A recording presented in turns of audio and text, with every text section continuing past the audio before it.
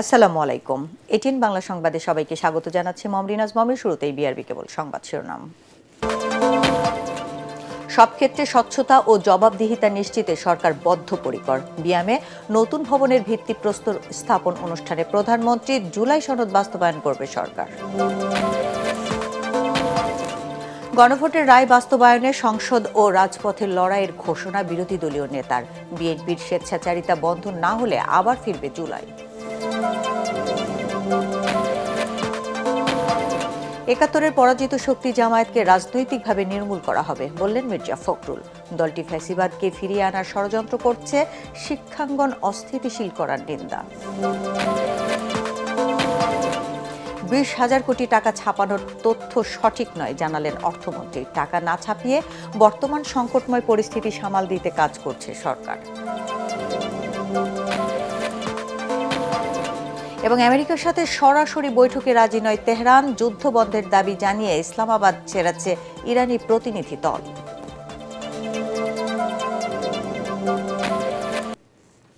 শুনছিলেন বিআরবি কেবল সংবাদ শিরোনাম, এবার বিস্তারিত। জনগণের আস্থার মর্যাদা রক্ষা করতে প্রতিটি ক্ষেত্রে স্বচ্ছতা, জবাবদিহিতা ও নৈতিকতা নিশ্চিত করতে সরকার বদ্ধপরিকর বলে জানিয়েছেন প্রধানমন্ত্রী তারেক রহমান। রাজধানীর বিয়াম ফাউন্ডেশনের ৩য় ভবনের ভিত্তিপ্রস্তর স্থাপন অনুষ্ঠানে তিনি বলেন, জনগণের কাছে করা প্রতিটি অঙ্গীকার ও স্বাক্ষরিত জুলাই সনদের প্রতিটি দফা বাস্তবায়ন করবে সরকার। তারেক রহমান বলেন, প্রত্যাশিত দেশ গড়ে তুলতে মেধাবী, দক্ষ ও জনবান্ধব প্রশাসনের বিকল্প নেই। কামরুজ্জামান রাজীবের রিপোর্ট। প্রশাসনিক কর্মকর্তাদের আধুনিক ও দক্ষ হিসেবে গড়ে তুলতে ১৯৯১ সালে বিএনপি সরকারের আমলে যাত্রা শুরু করে Bangladesh institution of administration and management BIAM. ২০০২ সালে তা বিয়াম ফাউন্ডেশনে পরিণত হয়। এবার প্রশাসনিক কর্মকর্তাদের সময় উপযোগী ও যোগ্য করে গড়ে তোলার লক্ষ্য নিয়ে বিয়াম ফাউন্ডেশনের প্রশিক্ষণ ভবনের উদ্বোধন করলেন প্রধানমন্ত্রী তারেক রহমান। ভিত্তিপ্রস্তর স্থাপন অনুষ্ঠানে প্রধানমন্ত্রী বলেন, দেশ ও জনগণের স্বার্থে বিএনপি সরকার দক্ষ ও প্রশিক্ষিত জনপ্রশাসন গড়ে তুলতে বদ্ধপরিকর। সরকারি কর্মে নিয়োজিত মানব সম্পদকে আধুনিক প্রশিক্ষণের পাশাপাশি প্রযুক্তির সর্বোত্তম ব্যবহারে সক্ষম করে গড়ে তোলা অত্যন্ত জরুরি।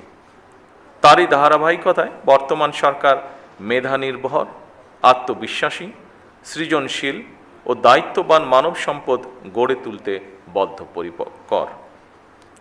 সকল রাষ্ট্রীয় প্রতিষ্ঠানে মেধাভিত্তিক, স্বচ্ছ, দক্ষ ও জনবান্ধব জনপ্রশাসন গড়ে তোলার কোনোই বিকল্প নেই যদি আমরা আমাদের প্রত্যাশিত বাংলাদেশকে গড়ে তুলতে চাই। তারেক রহমান বলেন, জনগণের কাছে করা সব অঙ্গীকার বাস্তবায়ন করবে বিএনপি সরকার।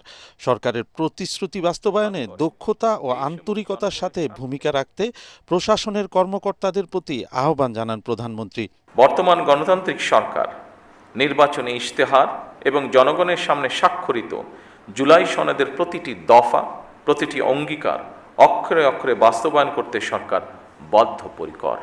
আমি আশা করি আপনারা আপনাদের মেধা ও যোগ্যতা দিয়ে জনগণের কাছে দেওয়া সরকারের প্রতিটি প্রতিশ্রুতি দক্ষতার সঙ্গে বাস্তবায়ন করতে ভূমিকা রাখবেন।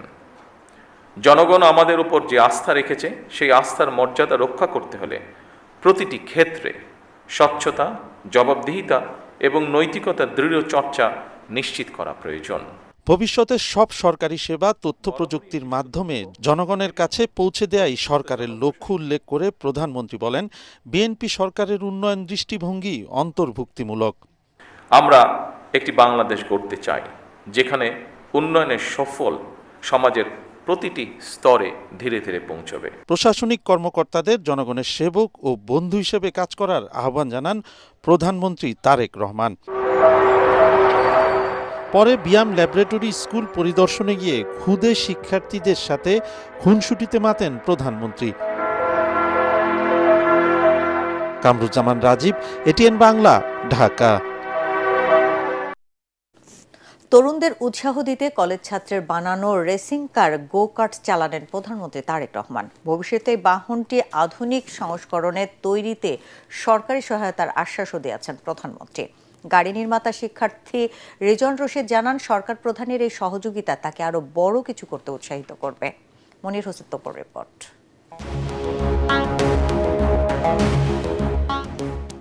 সামাজিক যোগাযোগ মাধ্যমে সম্প্রতি কলেজ শিক্ষার্থী রিজওয়ান রশিদের রেসিং কার গো কার্ট তৈরির বিষয়টি ভাইরাল হলে তা প্রধানমন্ত্রী তারেক রহমানের নজরে আসে। এরপরই প্রধানমন্ত্রী এ বিষয়ে খোঁজখবর নিতে তার অতিরিক্ত প্রেস সচিব আতিকুর রহমান রুমনকে দায়িত্ব দেন। সরকার প্রধানের আমন্ত্রণে সাড়া দিয়ে শনিবার দুপুরে রাজধানীর তেজগাঁওয়ে প্রধানমন্ত্রীর কার্যালয়ে নিজের উদ্ভাবন করা রেসিং কারটি চালিয়ে হাজির হন রিজওয়ান। সাক্ষাৎকালে তিনি প্রধানমন্ত্রীকে এই গাড়ি তৈরির নেপথ্যের গল্প শোনান।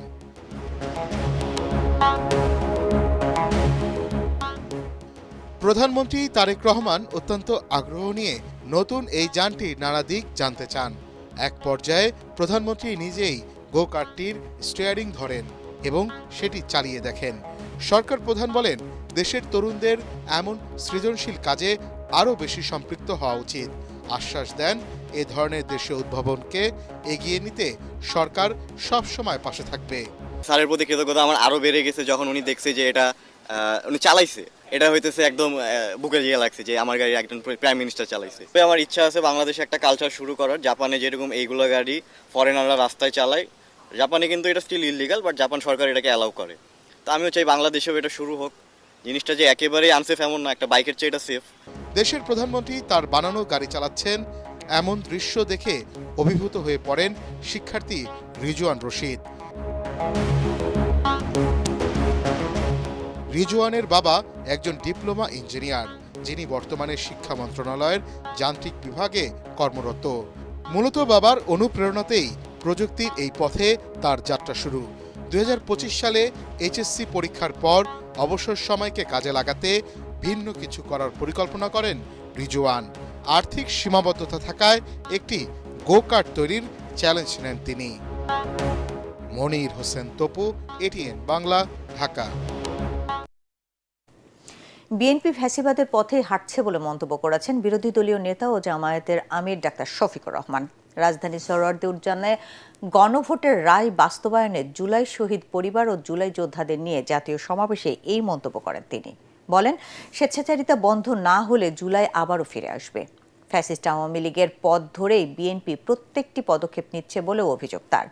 এ সময় গণভোটের গণরায় বাস্তবায়নের দাবিতে রাজপথে সরব থাকার হুঁশিয়ারি দেন জুলাই আন্দোলনের শহীদ পরিবার ও যোদ্ধারা। খায়রুল ইসলামের রিপোর্ট। গণভোটের আলোকে জুলাই সনদ বাস্তবায়ন নিয়ে সরকার ও বিরোধী দলের মতপার্থক্যের মধ্যেই জুলাই শহীদ পরিবার ও জুলাই যোদ্ধাদের নিয়ে রাজধানীর সোহরাওয়ার্দী উদ্যানে জাতীয় সমাবেশের আয়োজন করে জামায়াত ইসলামী। গণভোটের আয়োজন নির্বাচন, সেই দেশের বিভিন্ন এলাকা থেকে সমাবেশে যোগ দেন শহীদ পরিবারের সদস্য ও আহতরা।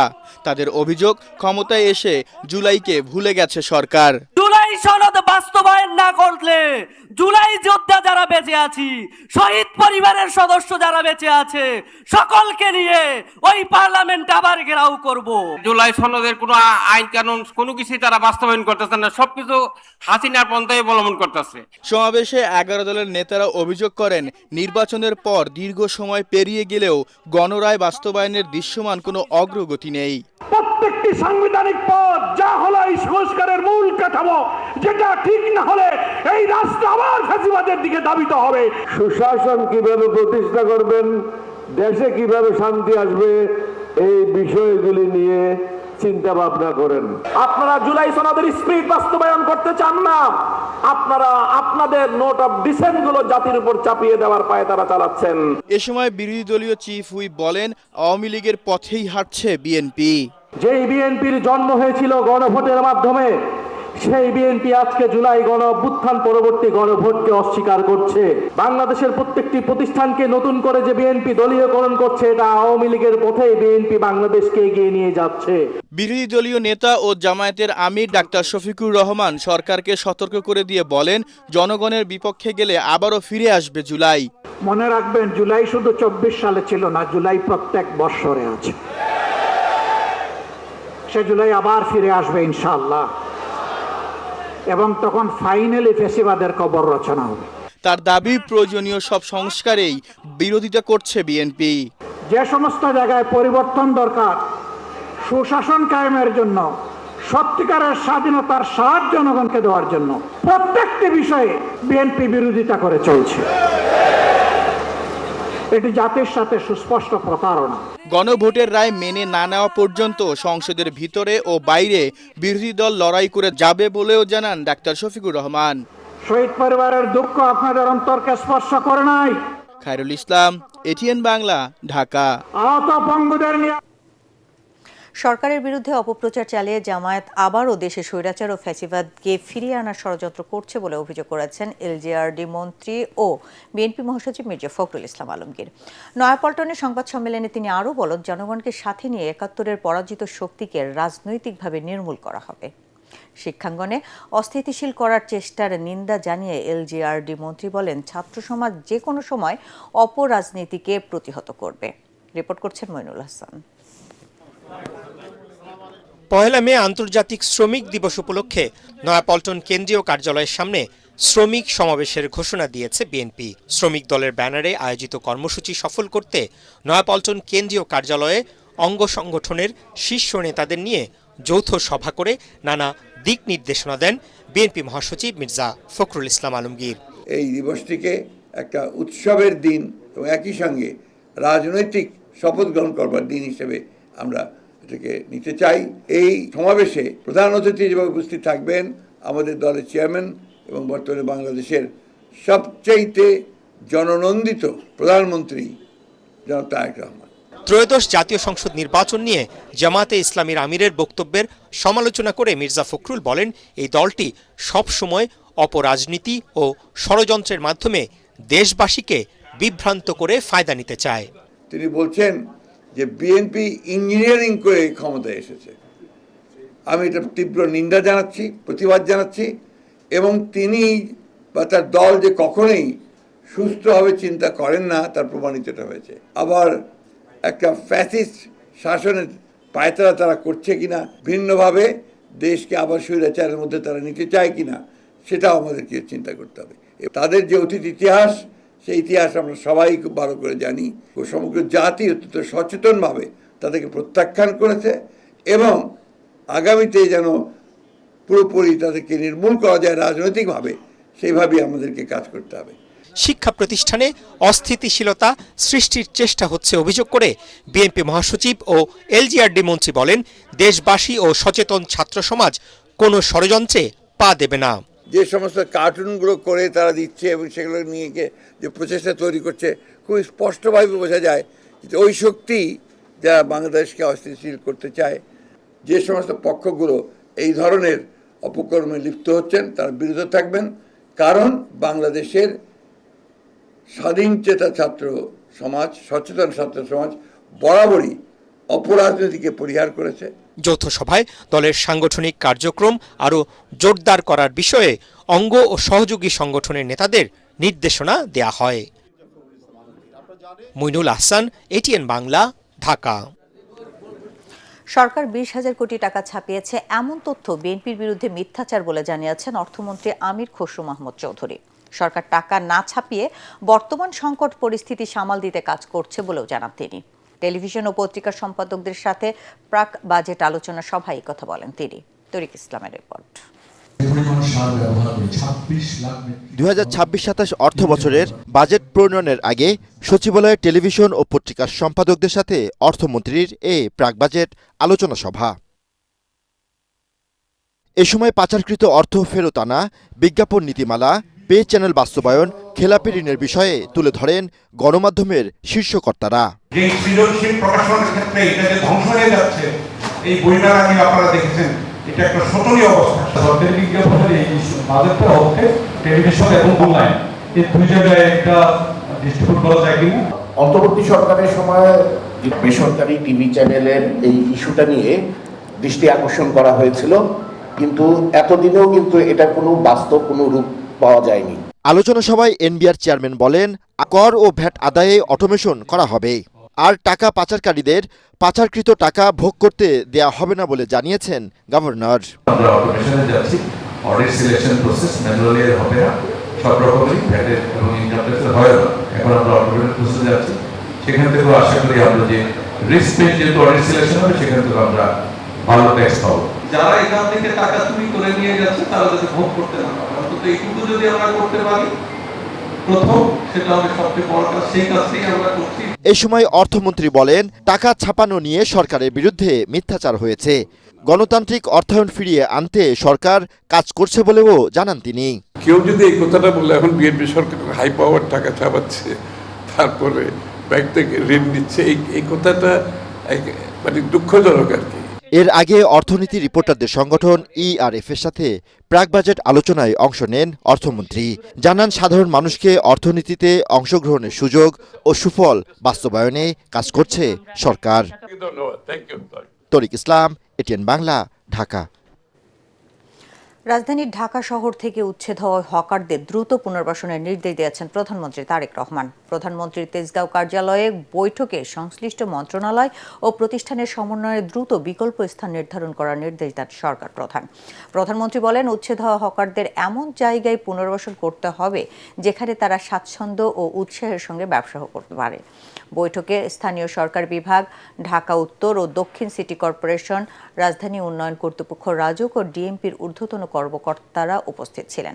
সম্প্রতি রাজধানীর কয়েকটি এলাকার সড়ক থেকে কয়েকশো দোকান উচ্ছেদ করা হয়। বৈঠকে উচ্ছেদ হওয়া হকারদের বিকল্প জায়গা ব্যবস্থা করার পাশাপাশি নিবন্ধের মাধ্যমে হকারদের পরিচয়পত্র দেওয়ার সিদ্ধান্ত হয়। এছাড়া স্কুল কলেজে ক্লাস শুরু ও শেষের সময় সড়কের যানজট কমাইতে প্রয়োজনীয় ব্যবস্থা নেওয়ার নির্দেশ দেন প্রধানমন্ত্রী। রাজধানীর ফিলিং স্টেশনগুলোতে তেলের জন্য হাহাকার থামেনি। ছুটির দিনেও পাম্পগুলোতে জ্বালানি তেল প্রত্যাশীদের ভিড় ছিল আগের তুলনায় বেশি। এখনও ডিপো থেকে তেল সরবরাহ স্বাভাবিক না হওয়ায় অধিকাংশ সময় পাম্প বন্ধ রাখতে হচ্ছে বলে জানিয়েছে কর্তৃপক্ষ। তবে নগরীর বেশ কয়েকটি পাম্পে সরকার ঘোষিত অ্যাপের মাধ্যমে কাঙ্ক্ষিত জ্বালানি তেল পাচ্ছেন না গ্রাহকরা। বাস ভাড়া বাড়ানো নিয়ে যাত্রী ও পরিবহন কর্মীদের মধ্যে রয়েছে মিশ্র প্রতিক্রিয়া। গত 24 ঘন্টায় সারা দেশে হাম ও উপসর্গে 11 জনের মৃত্যু হয়েছে। এই সময়ে নতুন করে হামে আক্রান্ত হয়েছে 1287 জন শিশু। স্বাস্থ্য অধিদপ্তরের পাঠানো বিজ্ঞপ্তিতে বলা হয়, হাম ও এর উপসর্গ নিয়ে গত 1.5 মাসে সারা দেশে 251 শিশুর মৃত্যু হয়েছে। এর মধ্যে নিশ্চিত হামে মৃত্যু হয়েছে 42 শিশু ও হাম সন্দেহে 209 জন শিশুর। আক্রান্ত ও মৃত্যুর সংখ্যায় ঢাকা বিভাগের সবচেয়ে বেশি বলে জানায় স্বাস্থ্য অধিদপ্তর।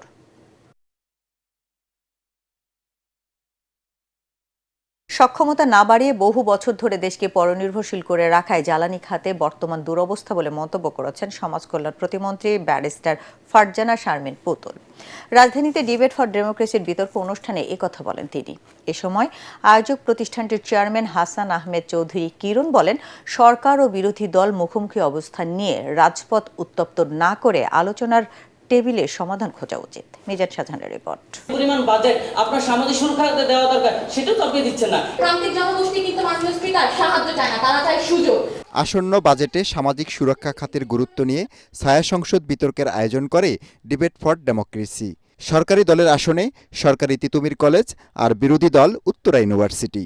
ডিবেট ফর ডেমোক্রেসি বিতর্কের মূল্যায়ন পর্বে সমাজ কল্যাণ প্রতিমন্ত্রী ব্যারিস্টার ফারজানা শারমিন পুতুল বলেন, স্বাবলম্বী মানুষ ও আত্মনির্ভরশীল দেশ বিনির্মাণে কাজ করছে সরকার। বৈশ্বিক যে একটু অস্থিরতা রয়েছে জ্বালানি সেক্টর নিয়ে, আমরা যদি একটু গভীরে যাই, যদি তাকাই, আমরা দেখব যে জ্বালানি বলি, বিদ্যুৎ বলি, এই জায়গাগুলোতে বিগত সময়গুলোতে আমাদের দেশকে টোটালটাই পরনির্ভরশীল করা হয়েছে, যেন আমাদের বাইরের উপর তাকিয়ে থাকতে হয়, অন্যান্য দেশের উপর তাকিয়ে থাকতে হয়। ছায়া সংসদের স্পিকার ডিবেট ফর ডেমোক্রেসির চেয়ারম্যান হাসান আহমেদ চৌধুরী কিরণ বলেন, সরকারের সদিচ্ছা থাকলে সামাজিক নিরাপত্তা কর্মসূচির বাস্তবায়ন সম্ভব। বিগত সরকারের আমলে সামাজিক সুরক্ষা কর্মসূচিতে দুর্নীতি হয়েছে, যে অনিয়ম হয়েছে, সুবিধাভোগী নির্বাচনের ক্ষেত্রে যে রাজনৈতিক প্রভাব বিস্তার করা হয়েছে, স্বজনপ্রীতি করা হয়েছে, চেয়ারম্যান ইউনিয়ন পরিষদের মেম্বাররা যেভাবে স্বজনপ্রীতি করেছে, এবারে এই সুবিধাভোগী নির্বাচন করবার ক্ষেত্রে সর্বজনীন যে সামাজিক সুরক্ষা এবং সামাজিক সুরক্ষা খাতে তার থেকে সরকার বেরিয়ে হবার যে চেষ্টা করছে।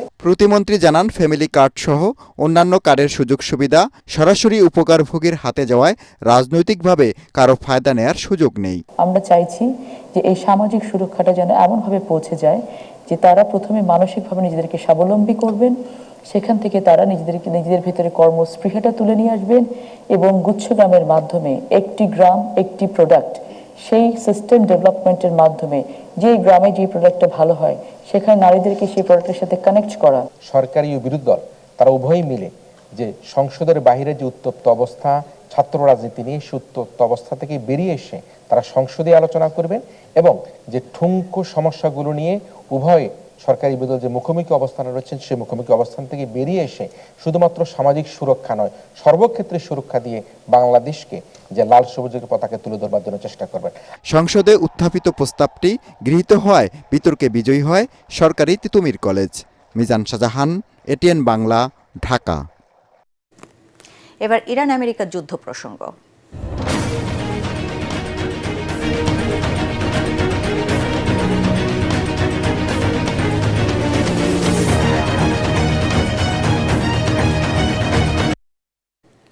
উচ্চ পর্যায়ের বৈঠক শেষে ইসলামাবাদ ত্যাগ করেছে পররাষ্ট্রমন্ত্রী আব্বাস আগারসির নেতৃত্বাধীন ইরানি প্রতিনিধি দল।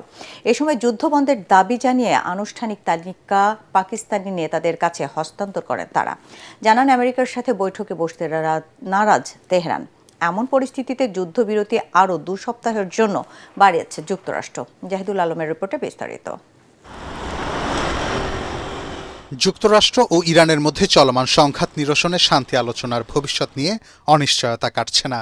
মঙ্গলবার এই 2 দেশের মধ্যে আলোচনা অনুষ্ঠিত হওয়ার কথা থাকলেও ইরানের বন্দরগুলোতে মার্কিন অবরোধের কারণে তেহরান আলোচনায় অংশ নিতে অস্বীকৃতি জানায়। ইরানের পররাষ্ট্রমন্ত্রী আব্বাস আরাকচি ইসলামাবাদে পৌঁছে জানান তিনি যুক্তরাষ্ট্রের সঙ্গে সরাসরি কোনো আলোচনায় অংশ নেবেন না। পরে তিনি পাকিস্তানের সশস্ত্র বাহিনীর প্রধান ফিল্ড মার্শাল অসিম মুনিরের সাথে পশ্চিম এশিয়ার স্থিতিশীলতা নিয়ে আলোচনা করেন। হোয়াইট হাউসের দাবি, ইরানের পক্ষ থেকে যোগাযোগ করা হয়েছে এবং আলোচনার পথেও অগ্রগতি হয়েছে। এই সংকট নিরসনে মার্কিন প্রতিনিধি দলের পাকিস্তানে যাওয়ার কথা থাকলেও তারা সেখানে কতটুকু সফল হবেন তা নিয়ে বড় ধরনের সংশয় রয়ে গেছে। এমন পরিস্থিতিতে পাকিস্তানের অনুরোধে যুদ্ধবিরতি 2 সপ্তাহ বাড়িয়েছেন ডোনাল্ড ট্রাম্প। তার দাবি, যুদ্ধবন্ধে চুক্তির জন্য তিনি তাড়াহুড়ো করছেন না, তবে জ্বালানি তেলের মূল্য বৃদ্ধি এবং নিজ দেশে তার জনপ্রিয়তা কমে যাওয়ায় একটি চুক্তিতে পৌঁছাতে ট্রাম্পের উপর অভ্যন্তরীণ চাপ ক্রমশ বাড়ছে বলে মনে করছেন বিশ্লেষকরা। তাদের মতে এতে ইরানের উপর আবারও হামলার ঝুঁকি বাড়ছে। বর্তমান পরিস্থিতিতে সরাসরি আলোচনার পরিবর্তে পাকিস্তানের মাধ্যমেই তথ্য আদান প্রদান করছে 2 দেশ। একই সাথে যুদ্ধবিরতির মাঝেও লেবানন ও গাজায় হামলা চালিয়ে যাচ্ছে ইসরায়েল। এই অবস্থায় আলোচনা ফলপ্রসূ হওয়ার সম্ভাবনা খুব কম বলে মনে করছেন বিশ্লেষকরা। I guess the American people have come to understand that this is not their war. Zahidul Alam, ATN Bangla. বিশ্বজুড়ে বাংলা সংস্কৃতিকে ছড়িয়ে দেওয়ার প্রত্যয়ে যাত্রা শুরু করলো বাংলাদেশ কালচারাল সেন্টার। রাজধানীতে আয়োজিত সভায় সংগঠনের আন্তর্জাতিক আহ্বায়ক কমিটির আনুষ্ঠানিক ঘোষণা দেয়া হয়। এ সময় এটিএন বাংলা ও এটিএন নিউজের চেয়ারম্যান ডক্টর মাহফুজুর রহমানকে উপদেষ্টা ও রেজাউদ্দৌলা চৌধুরীকে আহ্বায়ক করে 31 সদস্য বিশিষ্ট কমিটি গঠন করা হয়। অনুষ্ঠানে নজরুল সঙ্গীত বিশেষজ্ঞ ফাতেমাতুজ জোহরা, ফোবানা ফাউন্ডেশনের প্রতিষ্ঠাতা সভাপতি ও বাংলাদেশ সোসাইটির সভাপতি আবু জোবায়ের দ্বারা অন্যান্যদের মধ্যে উপস্থিত ছিলেন। সংশ্লিষ্টরা জানান, বাঙালির কৃষ্টি ও ঐতিহ্যকে ছড়িয়ে দিতে নতুন এই প্ল্যাটফর্মের আত্মপ্রকাশ। কালার্স মাল্টিমিডিয়া পারফরম্যান্স অ্যাওয়ার্ড পেলেন এটিএন বাংলার অনুষ্ঠান উপস্থাপক অনামিকা হাসান পুনম এবং এটিএন নিউজের সংবাদ পাঠিকা ফারহিন টুম্পা। রাজধানীর বেইলি রোডে অফিসার্স ক্লাবে আয়োজিত এক অনুষ্ঠানে এই সম্মাননা দেয়া হয়। আয়োজনটির প্রধান অতিথি ছিলেন বাংলাদেশ শিল্পকলা একাডেমির মহাপরিচালক রেজাউদ্দিন স্ট্যালিন। এ সময় কালার্স মাল্টিমিডিয়ার উপদেষ্টা ফেরদৌস ওয়াহিদ, এটিএন বাংলার অনুষ্ঠান ও সম্প্রচার উপদেষ্টা তাশিক আহমেদ অন্যান্যদের মধ্যে উপস্থিত ছিলেন।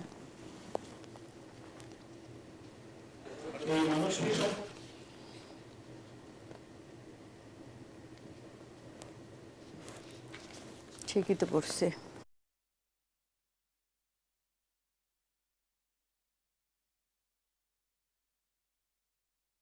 এবার আন্তর্জাতিক সংবাদ।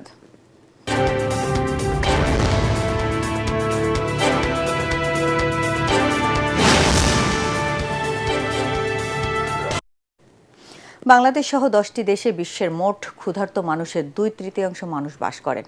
Global report on food crisis 2026-এর প্রতিবেদনে এমন তথ্য উঠে এসেছে। এই সংকটে সবচেয়ে বেশি ক্ষতিগ্রস্ত হচ্ছে শিশুরা। 2025 সালে প্রায় 35.5 মিলিয়ন শিশু তীব্র অপুষ্টিতে ভুগেছে, যার মধ্যে প্রায় 10 মিলিয়ন মারাত্মক অপুষ্টির শিকার। এবার খেলার খবর।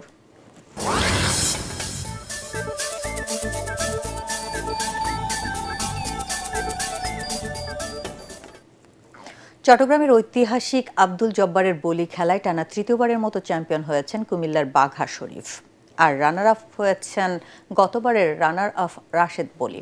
ঐতিহাসিক লালদিঘি ময়দানে 117তম আসরের উদ্বোধন করেন Chittagong metropolitan police commissioner Hasan Mohammad Shawkat Ali. দিনভর লড়াই শেষে চূড়ান্ত পর্যায়ে পৌঁছে ফাইনাল ম্যাচে নির্ধারণ হয় এবারের সেরা বলি। 24 মিনিট 26 সেকেন্ডের খেলায় রাশেদকে পরাজিত করে জয়ী হন বাঘা শরীফ। এবারের আসরে দেশের বিভিন্ন জেলা থেকে মোট 108 জন বলি অংশগ্রহণ করেন। এবারের আসরে তরুণ বলিদের অংশগ্রহণ ভবিষ্যতে এই ঐতিহ্যবাহী খেলাটিকে ধারাবাহিকতা বজায় রাখার ক্ষেত্রে ইতিবাচক ইঙ্গিত হিসেবে দেখছেন সংশ্লিষ্টরা। শেষ করার আগে বিআরবি কেবল সংবাদ শিরোনাম আরেকবার।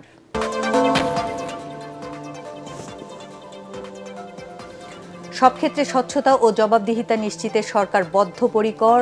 বিয়ামে নতুন ভবনের ভিত্তিপ্রস্তর স্থাপন অনুষ্ঠানে প্রধানমন্ত্রী। জুলাই সনদ বাস্তবায়ন করবে সরকার। গণভোটের রায় বাস্তবায়নের সংসদ ও রাজপথে লড়াইয়ের ঘোষণা বিরোধী দলীয় নেতার। বিএনপির স্বেচ্ছাচারিতা বন্ধ না হলে আবার ফিরবে জুলাই। 71-এর পরাজিত শক্তি জামায়াতকে রাজনৈতিকভাবে নির্মূল করা হবে বললেন মির্জা ফখরুল। দলটি ফ্যাসিবাদকে ফিরিয়ে আনার ষড়যন্ত্র করছে, শিক্ষাঙ্গন অস্থিতিশীল করার নিন্দা। 20,000 কোটি টাকা ছাপানোর তথ্য সঠিক নয় জানালেন অর্থমন্ত্রী। টাকা না ছাপিয়ে বর্তমান সংকট পরিস্থিতি সামাল দিতে কাজ করছে সরকার।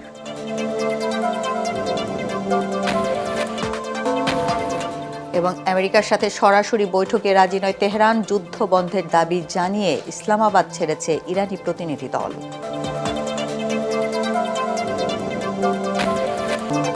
দর্শক, পরবর্তী সংবাদ দেখার আমন্ত্রণ জানিয়ে এখনকার মতো শেষ করছি। এটিএন বাংলা সংবাদ ইউটিউবে দেখতে ব্রাউজ করুন youtube/ATN Bangla News। ধন্যবাদ সবাইকে।